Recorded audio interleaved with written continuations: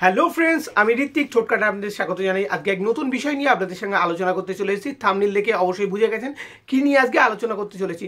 তো হ্যাঁ, আজকে আলোচনা করতে চলেছি ইন্ডিয়া আর বাংলাদেশের মধ্যে কে কাকে কতটা হেল্প করেছে, এবং তার সঙ্গে জেনে নেবো যে যদি হেল্প না করতো কী ক্ষতির সম্ভাবনা হতো, সেগুলো পুরো ডিটেলসে আজকে আলোচনা করব। এবং তার আগে বলে রাখি, অবশ্যই আমাদের চ্যানেলটিকে সাবস্ক্রাইব করবেন, লাইক করবেন, শেয়ার করবেন। এবং যারা বাংলাদেশ ভাইরা যারা আমার এই ভিডিওটা দেখছেন এবং ইন্ডিয়া থেকে যারা ভিডিওটা দেখছেন, অবশ্যই স্কিপ করবেন না, পুরো ডিটেলস ভিডিওটা দেখবেন লাস্ট পর্যন্ত। আর আজকে কোনো হিংসার বার্তা নয়, আজকে শুধু ভালোবাসার বার্তা। আমরা শুধু চেষ্টা করব ইন্ডিয়া আর বাংলাদেশের মধ্যে কি করে ভালো সম্পর্ক আরও করা যায়। এবং প্রশাসনিক দিক দিয়ে আমরা জানি খুবই ভালো সম্পর্ক রয়েছে, কিন্তু আমাদের মানুষের মধ্যেও যাতে আরও ভালোবাসা ছড়িয়ে পড়ে, তা আমাদের মানুষের মধ্যেও যেন ভালোবাসাটা ছড়িয়ে পড়ে। তো চলুন আমি না বকে টপিকে ফিরে যাব। তো ফার্স্ট টপিক হলো বাংলাদেশ স্বাধীনতা লাভ। তো বাংলাদেশ স্বাধীনতা লাভ করে 1971 সালে। তো সেই সময় স্বাধীনতা তারা ফিরে পেয়েছিল মুক্তিযোদ্ধাদের রক্তের বিনিময়ে। অনেকে শুধু এই কথাটাই বলে, অনেকে ভারত যে হেল্পটা করেছিল সেটা অনেকে বলতে চায় না। তো তাদের কাছে জানিয়ে রাখি, ভারত যদি কোনোভাবে হেল্প না করতো তাহলে কিন্তু কোনোভাবে স্বাধীনতা ফিরে পেত না। হ্যাঁ, মুক্তিযোদ্ধাদের প্রাণের বিনিময়ে অবশ্যই তারা স্বাধীনতা ফিরে পেয়েছে, কিন্তু ইন্ডিয়া যদি হেল্প না করতো কোনোভাবে তারা ফিরে পেত না স্বাধীনতা।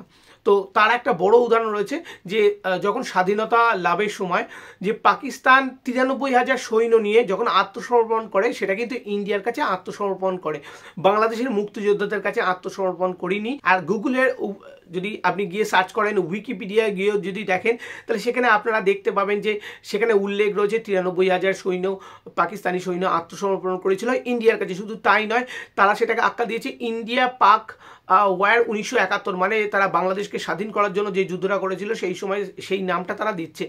এবং আরেকটা কথা জানিয়ে রাখি, ছোট্ট করে একটা স্টোরি বলে রাখি, যে যখন বাংলাদেশকে হেল্প করছে মুক্তিযোদ্ধাদের, তাদের হাতে তাদের ট্রেনিং দিচ্ছে, তাদের হাতে অস্ত্র তুলে দিচ্ছে, এবং বাইরের দেশ থেকে কিন্তু সেখান থেকে ইন্ডিয়াকে হুমকি আসে, মানে আমেরিকা ও ব্রিটেন দ্বারা কিন্তু হুমকি আসে, যেরকম তারা যদি এই ব্যাপারটায় নাক গলায় এবং পাকিস্তানের ইন্টারনাল ম্যাটারে, তাহলে কিন্তু ইন্ডিয়ায় তারা আক্রমণ করবে নিউক্লিয়ার একটা জলপথ দিয়ে।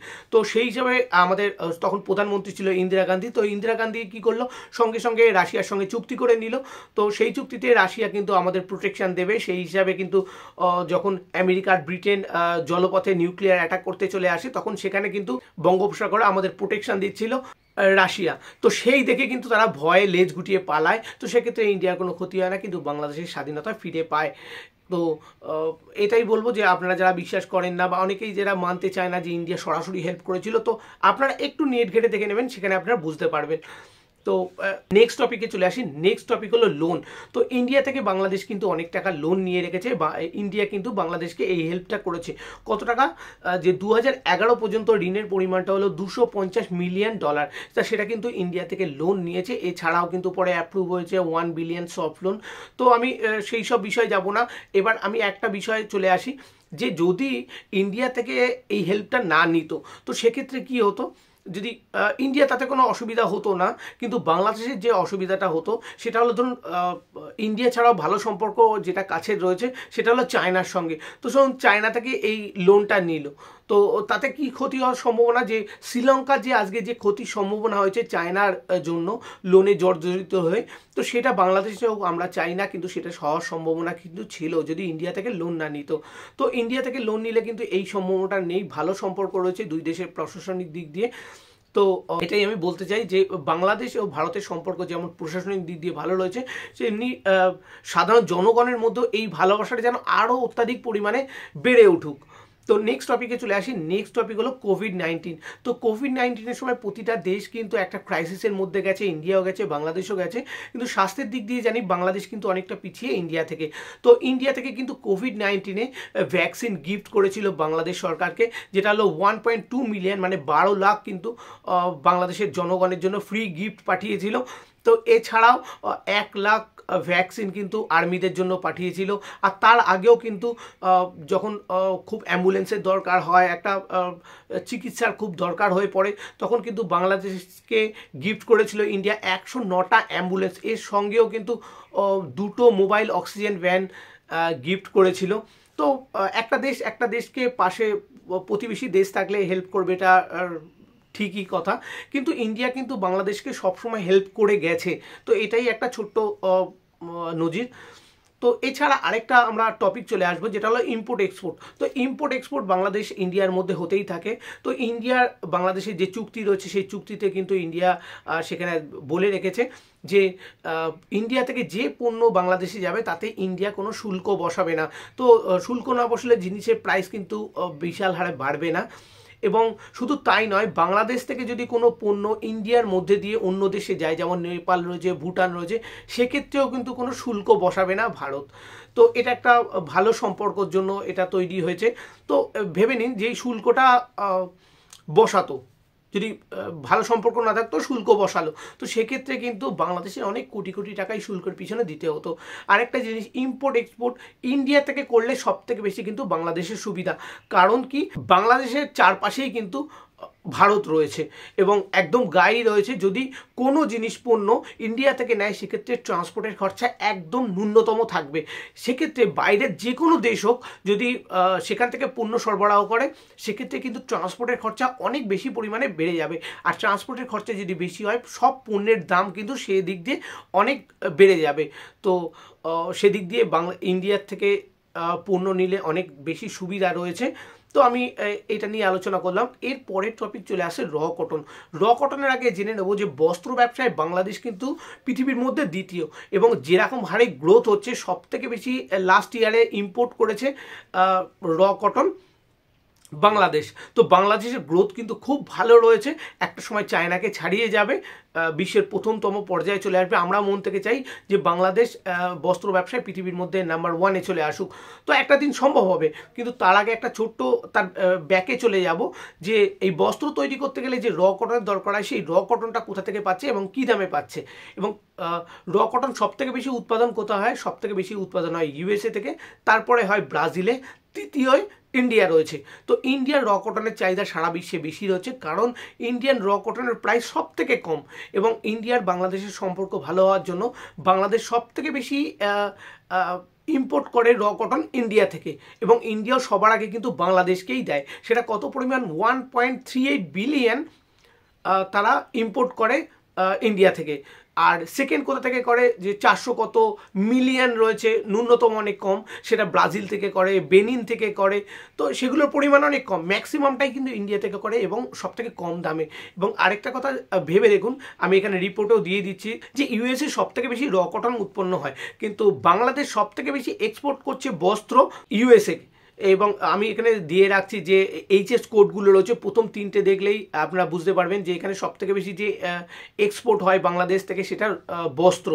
তো ইউএসএ সব থেকে বেশি ইম্পোর্ট করছে বাংলাদেশ থেকে বস্ত্র। তো সেটা কেন? সেখানে তো র কটন পাওয়া যায়, কিন্তু তারা বাংলাদেশ থেকে করছে কেন? কারণ তাদের যা প্রোডাকশন টোটাল কস্ট সেটাই বাংলাদেশের থেকে অনেক বেশি, কেন র কটনের প্রাইসই তো ইউএসএ অনেক বেশি। তো সেক্ষেত্রে তারা মনে করছে যে বাংলাদেশ থেকে যদি বস্ত্র নেয় সেই হিসাবে কোয়ালিটি ভালো এবং অনেক কম দামে পাচ্ছে। সেই জন্য কিন্তু বাংলাদেশ আজকে দ্বিতীয়, একটা ছোট্ট দেশ হয়েও কিন্তু বিশ্বের মধ্যে দ্বিতীয়তম পর্যায়ে চলে গেছে। তো এটা একটা খুবই ভালো খবর। তো ইন্ডিয়ার সঙ্গে ভালো সম্পর্ক আরও থাকুক না, এইভাবে একদম প্রথম পজিশনে চলে যাক, আমরাও চাই। তো নেক্সট টপিকে চলে আসবো। নেক্সট টপিক হলো পেঁয়াজ। তো পেঁয়াজ নিয়ে খুবই কন্ট্রোভার্সি হচ্ছে। এ বলছে তোদের পেঁয়াজ খাবো না, এ বলছে তোদের এক্সপোর্ট করবো না, তোরা খাবি কি? এরকম কোনো ঝামেলার কোনো দরকারই নেই। আমরা দেখে নেব যে পেঁয়াজ যেভাবে এক্সপোর্ট হয়, কি সব প্রসেসিং রয়েছে, আমরা একটু ছোট্ট করে জেনে নেব। বাংলাদেশ সব থেকে বেশি পেঁয়াজ ইম্পোর্ট করে ইন্ডিয়া থেকে, এবং তার আগে পেঁয়াজের কোয়ালিটির কথা বলে রাখি যে পেঁয়াজের কোয়ালিটি কিন্তু বিশ্বের মধ্যে নাম্বার 1 কোয়ালিটি রয়েছে ইন্ডিয়ান পেঁয়াজ। তো আপনারা জানেনই। এবং চায়নায় সব থেকে বেশি কিন্তু পেঁয়াজ উৎপন্ন হয়, তার নেদারল্যান্ড রয়েছে, মেক্সিকো রয়েছে, তারপরে কিন্তু ইন্ডিয়া রয়েছে। তারপরেও এশিয়ান বাজারে কেন গোটা বিশ্বে কিন্তু ইন্ডিয়ান পেঁয়াজের চাহিদা সব থেকে বেশি রয়েছে। তো আমি চার্টটা দেখে নেব। তো চার্টে দেখুন 63 নম্বরে রয়েছে চায়না, এবং তাদের পেঁয়াজের প্রাইসটা দেখুন $0.95। সেখানে ইন্ডিয়ান নাম্বার কিন্তু 97-এ রয়েছে। দেখুন ইন্ডিয়াতে লেখা রয়েছে $0.40। সেক্ষেত্রে কিন্তু চায়নার থেকে হাফেরও কম দাম রয়েছে ইন্ডিয়ান পেঁয়াজের দাম। তো সেই হিসাবে যদি ইন্ডিয়া থেকে ইম্পোর্ট করে সেক্ষেত্রে ট্রান্সপোর্টের খরচাও কম, আর একদম কম দামে পাবেন। এবং কোয়ালিটি নিয়ে আপনারা জানেন চায়নার পেঁয়াজ কিন্তু কোয়ালিটিতে তত ভালো না, সেই হিসাবে ইন্ডিয়ান পেঁয়াজ কিন্তু অনেক ভালো কোয়ালিটি। তো সেই হিসাবে বন্ধুত্ব থাকুক পেঁয়াজ এক্সপোর্ট বাংলাদেশের সব থেকে বেশি হোক, আমরাও চাই যে আমাদের প্রতিবেশী দেশ। এবং একটা সবথেকে বড় ভাষাগত মিল আছে যে এপার বাংলাও কিন্তু আমাদের বাংলা ভাষা, যেমন ত্রিপুরা রয়েছে, আসাম রয়েছে, ওয়েস্ট বেঙ্গল রয়েছে, এখানে বাংলা ভাষা রয়েছে, আর বাংলাদেশে টোটালি বাংলা ভাষা। তো আমাদের একটা ভ্রাতৃত্ববোধ কাজ করেই, তো এই ভ্রাতৃত্ববোধ যেন আরও দূর অবধি এগিয়ে নিয়ে যায়। কিন্তু যারা আরেকটা সাজেশন দেবো, যারা এই হিংসার বার্তা পাঠাচ্ছে, যারা বিদ্বেষমূলক পোস্ট করছে, তাদেরকে প্রতিবাদ করুন যেন কোনোভাবে এই বিদ্বেষমূলক যেন পোস্ট না হয়। এবং আমি যে আগের ভিডিও গেছে তাতে অনেকে মনে করবে যে বিদ্বেষমূলক ভিডিও, একদমই না। আমি সেটা বোঝানোর চেষ্টা করেছি যে আসল সত্যতা কী। তো নেক্সট টপিকে চলে আসি। নেক্সট টপিক হলো ট্যুরিস্ট। তো ট্যুরিস্ট ইন্ডিয়ায় আমি দেখে নেবো যে সব থেকে বেশি ট্যুরিস্ট কোন দেশ থেকে আসে, ইউএসএ থেকে। সেকেন্ড কোথা থেকে আসে, সেকেন্ড কিন্তু বাংলাদেশ থেকে আসে। তো বাংলাদেশ থেকে যখন ট্যুরিস্ট আসে তাহলে ইন্ডিয়ার কিন্তু তুলনামূলক লাভ রয়েছে, কারণ তারা ইন্ডিয়াতে এসে টাকা স্পেন্ড করে, যখন ইন্ডিয়ার অর্থনীতি কিন্তু মান উন্নত হয়। এবং এছাড়াও দেখে নেবো যে বাংলাদেশ থেকে যে ট্যুরিস্টরা আসছে সবাই কি ঘুরতে আসে না, ম্যাক্সিমাম কিন্তু এখানে আসে চিকিৎসার জন্য। আমরা এখানে জানি যে স্বাস্থ্যের দিক দিয়ে বাংলাদেশ অনেকটা পিছিয়ে, ইন্ডিয়া তার থেকে অনেকটা এগিয়ে রয়েছে, সেই জন্য তারা এখানে চিকিৎসা নিতে আসে। এবং একটা কথা জেনে রাখুন যে এখানে যে চিকিৎসার খরচাটা একদম কিন্তু কম। এবং এর সঙ্গে জানিয়ে রাখি, তারা যে বলছে যে এখানে চিকিৎসার তারা ফ্রি পয়সা নেয়, কিছু টাকা নিয়ে নেয়, তো বলছে ইন্ডিয়া থেকে বলছে তোদের চিকিৎসা আসার দরকার নেই। ধরুন সম্পর্কটা নষ্ট হয়ে গেল, ইন্ডিয়া তারা চিকিৎসার জন্য এলো না, তাহলে কোথায় যাবে? বিভিন্ন দেশে যাবে, অন্যান্য দেশে। কিন্তু অন্যান্য দেশে জানিয়ে রাখি সেখানে কিন্তু চিকিৎসার খরচা অনেক বেশি।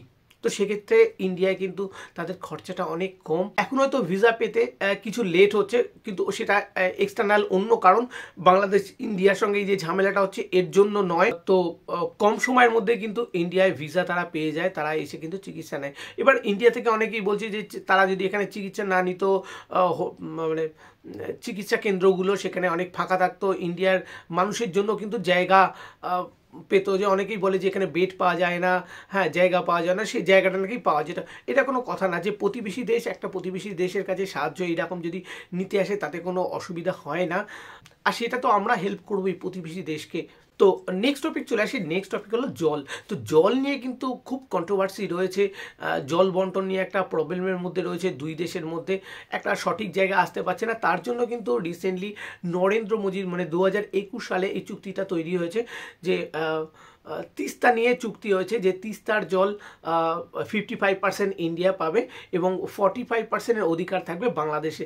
দেখুন ইন্ডিয়ার মধ্যে দিয়ে এই তিস্তা নদী আসছে, কিন্তু যেহেতু ন্যাচারাল নদী বাংলাদেশের ওপর দিয়ে গেছে, তাই বাংলাদেশের অধিকার আছে।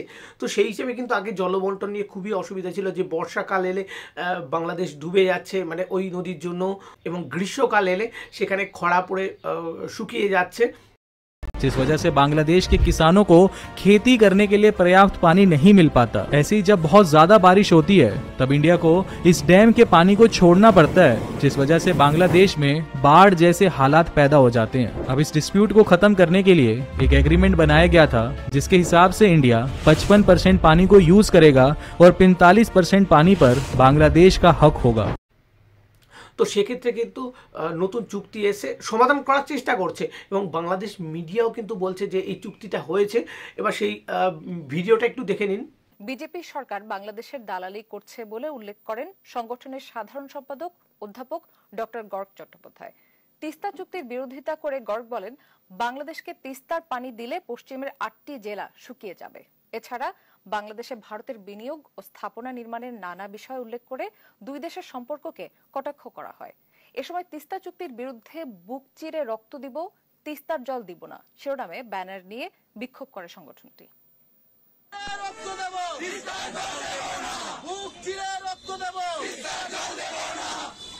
তো ভিডিওতে কিন্তু বলছে যে এই চুক্তিটা হয়েছে, বাংলার পক্ষ নামে একটা ছোট্ট সংগঠন সে প্রতিবাদ জানাচ্ছে যে তিস্তা জল দেবো না।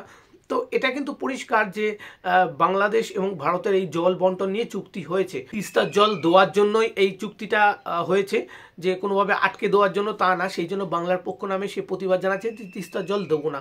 এটা কখনো হয় না, ন্যাচারাল যখন ওদের মধ্যে দিয়ে গেছে তার ওদেরও অধিকার আছে। তো এটাই যে সলভ করার চেষ্টা করছে। আর এছাড়া একটা জানিয়ে রাখি যে অনেকে বলে যে ফারাক্কা জল ছেড়ে দিয়ে এখানে বন্যা সম্মুখীন হতে হয় বাংলাদেশকে। তো ফারাক্কা ব্যারেজের কথা বলি, ফারাক্কা ব্যারেজ যদি জল ছেড়ে দেয় সেটা বাংলাদেশকে ডোবানোর জন্য নয়, তারা অতিরিক্ত জল ধরে রাখতে পারে না। তার একটা প্রতিটা ব্যারেজের কিন্তু একটা ক্ষমতা রয়েছে যে এর বেশি জল ধরতে পারবে না। তো বর্ষাকালে অতিরিক্ত জল হয়ে যায়, তখন তারা ছাড়তে বাধ্য হয়।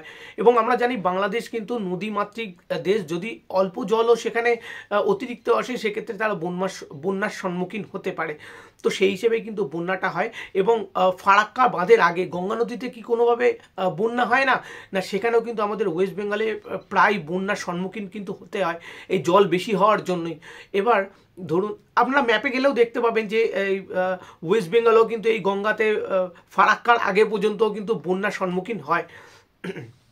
তো আরেকটা ছোট করে কথা জেনে রাখুন, যদি এই বাঁধটা না থাকতো তাহলে কি হতো? তাহলে তো জল তো বর্ষাকালে ধরে রাখতো না, এই টোটাল জলটা বাংলাদেশে চলে যেত। তাহলে বাংলাদেশে গেলে কি হতো? সব সময় কিন্তু বর্ষাকালে জলের নিচে থাকতো। তো সেখান থেকে সমাধানের চেষ্টা করা হচ্ছে, আপনারা সবসময় সঙ্গে থাকুন, এরকম বিদ্বেষমূলক পোস্ট করবেন না। তো এক জায়গায় দেখেছি যে বাংলাদেশ মিডিয়া থেকে বিদ্বেষমূলক একটা পোস্ট করেছে যে ফারাক্কা জল ছেড়ে দিয়েছে, তাই জন্য নাকি সিলেটে বন্যা হয়েছে। তো বাংলাদেশের সিলেট আর ফারাক্কা ব্যারেজ মানে হেল অ্যান্ড হেভেন্স ডিফারেন্স পুরো, মানে কোথাও থেকে এটার সঙ্গে ওটার কোনো লিঙ্ক হয় না, কিন্তু মিডিয়া কিন্তু এইভাবে ভুলভাল প্রচার করছে যে সিলেটে সে সময় বন্যা হয়েছিল। আমরা জানি যে আসামে বন্যা হয়েছিল, আসামের নিচেই রয়েছে সিলেট, সেই জন্য কিন্তু স্বাভাবিকভাবে ওখানেও বন্যা হয়েছে। কিন্তু এটা মিথ্যা প্রচার চালাচ্ছে। এটাও আপনারা অনেকেই দেখেছি প্রতিবাদ জানিয়েছে, বাংলাদেশ থেকেও প্রতিবাদ জানিয়েছে, আমার খুব ভালো লেগেছে, যেটা কখনোই সত্যি না। আর এই ভিডিওটা ছোট্ট করে দেখে নিন। সিলেটের প্রায় 13টি জেলা পানির নিচে তলিয়ে গেছে। সুনামগঞ্জেরও একই অবস্থা, লাখ লাখ মানুষের বাড়িঘর তলিয়ে গেছে। অনেক জায়গায় মানুষ যে আশ্রয় কেন্দ্রে নিজের মাথাটুকু গুজবে, তাও যেখানে অনেক বিল্ডিং এর নিচতলা পানির নিচে, মোটর দিয়ে পানি উঠাতে পারছে না মানুষ। তো দেখতেই পাচ্ছেন কিভাবে বিদ্বেষমূলক মিথ্যা কিভাবে বিদ্বেষ ছড়াচ্ছে। তো এর বিরুদ্ধে আপনারা প্রতিবাদ করুন। তো এছাড়াও কি কি হেল্প করেছে, এছাড়া একটা সব থেকে আনন্দের খবর, যেটা বাংলাদেশে মেট্রো চালু হয়ে গেছে। এটা একটা খুবই আনন্দের খবর যে বাংলাদেশে মেট্রো চলছে। এই মেট্রো চলার পিছনে ইন্ডিয়ার কিন্তু একটা সাহায্য আছে। তো এই যে মেট্রো প্রকল্পটা সম্পন্ন হয়েছে, এটা কিন্তু ইন্ডিয়া জাপান জয়েন্ট ভেঞ্চার মিলেই কিন্তু এটাকে কমপ্লিট করেছে। আর ইন্ডিয়ার কোম্পানির মধ্যে যেটা ছিল L&T কোম্পানি, তো তারা দুজনে মিলেই কিন্তু জয়েন্ট ভেঞ্চারে এই বাংলাদেশের প্রকল্পটাকে কমপ্লিট করেছে। তো এটা সুখবর, কিন্তু ইন্ডিয়া কিন্তু এখানে কোনোভাবে হেল্প করেছে বাংলাদেশকে। আরেকটা টপিকে আমি চলে আসি, যেটা হলো বিদ্যুৎ সমস্যা। বাংলাদেশে কিন্তু প্রচণ্ড পরিমাণে বিদ্যুৎ সমস্যা রয়েছে, সেটা মেটানোর চেষ্টা করছে। রিসেন্ট কিন্তু 2015-তে মোদিজির সঙ্গে হাসিনাজির কিন্তু একটা চুক্তি হয়। সেক্ষেত্রে চুক্তিতে ইন্ডিয়া হেল্প করবে বাংলাদেশকে কিভাবে বিদ্যুতের আরও উন্নতি করা যায়। তো সেই হিসেবে কিন্তু তারপরেই চলে এসছে রিলায়েন্স পাওয়ার ও আদানি পাওয়ার কিন্তু বাংলাদেশে প্ল্যান করছে, সেখানে তারা ইনভেস্ট করেছে। তো বিদ্যুতের সমস্যাটা আস্তে আস্তে মিটে যাবে বাংলাদেশে। এবার অনেকেই বলবেন যে কোম্পানি বাইরের দেশ থেকে আসতে যখন এখান থেকে প্রফিট নিয়ে তো তারা চলে যাবে, লাভ তো ইন্ডিয়া, কিন্তু একদমই তা নয়। আমরা জানি দেশ তখনই উন্নতি হয় যখনই ফরেন ইনভেস্টমেন্ট বেশি করে আসে বাংলাদেশে। তো সেখানে কর্মসংস্থান হবে, বিদ্যুতের সমস্যা মিটবে, সেটা তো ভালো কথা। এর আগেও কিন্তু 2015 আগেও কিন্তু ইন্ডিয়া থেকে বাংলাদেশে বিদ্যুৎ পাঠানো হতো। তো এই হেল্পটা থাকুক না, এক দেশকে হেল্প করবে, এবং শুধু ইন্ডিয়া না বাংলাদেশও হেল্প করছে। আমি সেটা পরে আসি। আরও কিছু ছোটো ছোটো জেনে নিই, যেটা হলো ইন্ডিয়ান ফোর্স বাংলাদেশি ফোর্সকে গিফট করেছে 20টা ওয়েল ট্রেন্ড ঘোড়া গিফট করেছে। এছাড়াও যারা মাইন ডিটেক্টর যে কুকুরগুলো রয়েছে সেটাও কিন্তু 10টা গিফট পেয়েছে। এছাড়া বাংলাদেশের রেলেও কিন্তু ইন্ডিয়া হেল্প করেছে, 20টা লোকোমোটিভ ইঞ্জিন কিন্তু ইন্ডিয়া থেকে বাংলাদেশকে গিফট করা হয়েছে। এটা আমাদের জানা উচিত, ইন্ডিয়া কিন্তু বাংলাদেশকে হেল্প করে, কোনোভাবে যে হিংসা করে কোনো হেল্প করে না, একদমই তা না। যেহেতু দুজনের মধ্যে খুব ভালো সম্পর্ক, একে অপরকে ভাই বলে মনে করে, সেই হিসাবে কিন্তু এই হেল্পটা করে। এবার আরেকটা ছোট্ট করে বিষয় আসে, যেটা হলো গম কিন্তু বাংলাদেশে সে পরিমাণে তৈরি হয় না, খুবই কম তারা উৎপন্ন করে। ম্যাক্সিমামটাই কিন্তু ইন্ডিয়ার কাছ থেকে তারা ইম্পোর্ট করে, 54%-এরও বেশি কিন্তু ইন্ডিয়া থেকে তারা ইম্পোর্ট করে। তো দেখে নেবো যে গমের তো বাংলাদেশে দরকার লাগেই, এছাড়াও কিন্তু গম ডাইরেক্ট এক্সপোর্ট করছে বাংলাদেশ বাইরে। আর এই বাংলাদেশ কিন্তু সবথেকে বেশি গম এক্সপোর্ট করছে বার্মাতে। তো সেখানে কিন্তু 70%-এরও বেশি তারা এক্সপোর্ট করছে। তো ইন্ডিয়া থেকে তারা গম ইম্পোর্ট করে কিন্তু এক্সপোর্ট করছে বার্মাতে। তো সেক্ষেত্রে মধ্যকারের ব্যবসায়ী হয়ে কিন্তু বাংলাদেশেরও লাভ হচ্ছে। উন্নতির পেছনে সবচেয়ে বেশি অবদান রেখেছেন একজন ভারতীয়, তিনি জগমোহন ডালমিয়া। ডালমিয়া কিভাবে বাংলাদেশ ক্রিকেটের উন্নতিতে অবদান রেখেছেন তা জেনে নেওয়া যাক। 2000 সালের 26 জুন দিনটি ছিল বাংলাদেশের ক্রিকেটের জন্য একটি অবিস্মরণীয় দিন। এই দিনেই আন্তর্জাতিক ক্রিকেট কাউন্সিল বা আইসিসির পূর্ণ সদস্যপদ পায় বাংলাদেশ।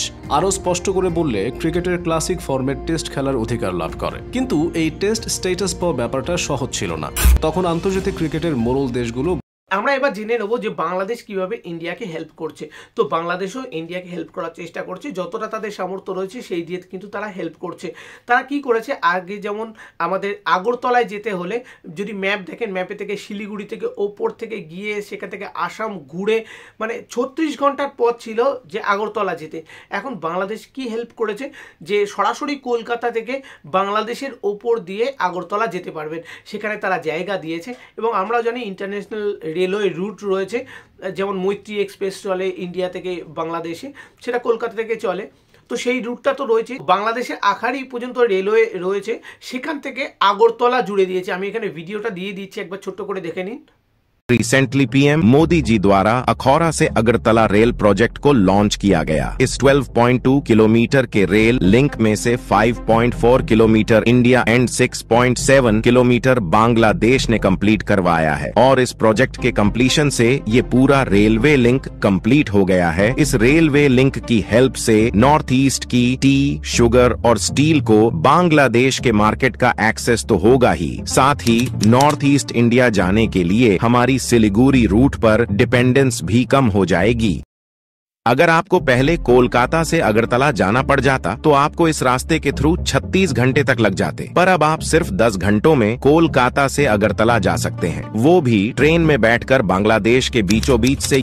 তো এখানে দেখা যাচ্ছে আখাড়ি থেকে আগরতলা পর্যন্ত নতুন আরেকটা রেল লাইন তৈরি হয়েছে, যেটা হলো 6 কিলোমিটার সামথিং বাংলাদেশে রয়েছে, ইন্ডিয়া রয়েছে 5 কিলোমিটার সামথিং। তো যে যার রেলওয়েটা নিজেরাই খরচা করেছে। তো তাতে কি হলো, কলকাতা থেকে ডাইরেক্ট আগরতলা চলে যাওয়া যাচ্ছে। আর এতে সুবিধা হচ্ছে যে চা বাংলাদেশে খুব সুন্দরভাবে ঢুকবে রেলপথের মধ্যে দিয়ে। এছাড়াও যেমন স্টিল সাপ্লাই হয়, সেটাও খুব ভালোভাবে সাপ্লাই হবে। তো সেক্ষেত্রে বাংলাদেশের উপকার আছে। কিন্তু এখানে ইন্ডিয়ার কিন্তু সব থেকে বড় হেল্প করেছে বাংলাদেশ, এত সুন্দর কানেক্টিং করে দিয়ে। তো এর জন্য বাংলাদেশকে থ্যাঙ্কস জানাই, ধন্যবাদ জানাই বাংলাদেশকে। তো এছাড়াও কি হেল্প করেছে, যখনই দেখা গেছে কোনো চুক্তি হয়েছে বা কোনো ভালোবাসার বার্তা হিসেবে পাঠিয়েছে, কৃতজ্ঞতা স্বরূপ পাঠিয়েছে, তারা কিন্তু আম গিফট করেছে। বাংলাদেশের আমরা জানি আমই খুব বিখ্যাত রয়েছে, আম ম্যাঙ্গো যেটা, সেটা কিন্তু ভারত সরকারকে গিফট করেছে। শুধু তাই নয়, তারা কিন্তু পশ্চিমবঙ্গ সরকারকেও আম গিফট করে। তো একটা সময় দেখা গেছে যে একটা সময় মোদিজি গিয়ে যখন বাংলাদেশে হাসিনাজির সঙ্গে গিয়ে চুক্তি করছে, সেখানে দেখা যাচ্ছে তাকে কিন্তু ভালোবাসা স্বরূপ, কৃতজ্ঞতা স্বরূপ যেটাই বলবেন, গিফট পাঠিয়েছে 260 পেটি। 260 পেটি মানে টোটাল ওজনে দাঁড়ায় হলো 2600 কেজি আম ভারতকে গিফট পাঠিয়েছে। এছাড়াও যে আরেকটা গিফট পাঠায় সেটা হলো পদ্মার ইলিশ। আমরা জানি জগৎ বিখ্যাত, সারা পৃথিবী বিখ্যাত হলো বাংলাদেশের পদ্মার ইলিশ, সব থেকে টেস্টি মাছ। এবং সেটা ভারত সরকারকে শুধু গিফট পাঠায় না, পশ্চিমবঙ্গ সরকারকেও আলাদা করে গিফট পাঠায়। তো সেটা ভালোবাসা স্বরূপ, আজকে ভালোবাসার সম্পর্ক রয়েছে বলে এই গিফট পাঠায় বাংলাদেশ থেকে। তো এটা আমরা ভালোবাসার সম্পর্ক, যে আজকে টপিক এই পর্যন্তই। তো আমরা চেষ্টা করব যে এই ভালোবাসার সম্পর্কটা যেন আরও নিবিড় হয়। এবং শুধু প্রশাসনিক দিক দিয়ে আমরা জানি ভালোবাসার সম্পর্ক কিন্তু খুবই রয়েছে, তাদের বন্ধুত্ব সম্পর্ক রয়েছে, এবং জনগণের মধ্যেও যেন আরও বন্ধুত্ব সম্পর্ক বেড়ে ওঠে। আমরা চেষ্টা করব কোনো বিদ্বেষমূলক পোস্টে আমরা সাপোর্ট করব না, সেখানে কিন্তু আমরা প্রতিবাদ করব। এবং তো রিসেন্টলি আমরা দেখতে পাচ্ছি অনেক বিদ্বেষমূলক পোস্ট হচ্ছে। তো সেই বিদ্বেষমূলক পোস্টে কিন্তু লাইক আর কমেন্টসের সংখ্যা অনেক বেড়ে যাচ্ছে। আমরা চেষ্টা করব প্রতিবাদ সবসময় জানানো, যেখানেই দেখব বিদ্বেষমূলক পোস্ট, সে ইন্ডিয়া থেকে হোক বা বাংলাদেশ থেকে হোক। আমি আগেও কিন্তু ভিডিও করেছি যে অনেকে দেখে মনে করবে এটা বিদ্বেষমূলক পোস্ট, কিন্তু একদমই তা নয়। আমি সত্যতাটা তুলে ধরার চেষ্টা করেছি। নেক্সট আমরা চেষ্টা করব সম্পর্ক যাতে আরও ভালো কী করে করা যায়। তো যারা বাংলাদেশ থেকে দেখছেন আর যারা ইন্ডিয়া থেকে দেখছেন, পুরো ভিডিওটা আশা করি দেখেছেন, তার জন্য অসংখ্য ধন্যবাদ। এবং অবশ্যই যারা এখনও সাবস্ক্রাইব করেননি, প্লিজ আমাদের চ্যানেলটিকে সাবস্ক্রাইব করুন, যাতে পরে সুন্দর সুন্দর আরও ভিডিও আনতে পারি। শুধু এই নয়, মজাদার ভিডিও আনবো আমি। তো আজকের ভিডিও এই পর্যন্তই। ভালো থাকবেন ও সুস্থ থাকবেন।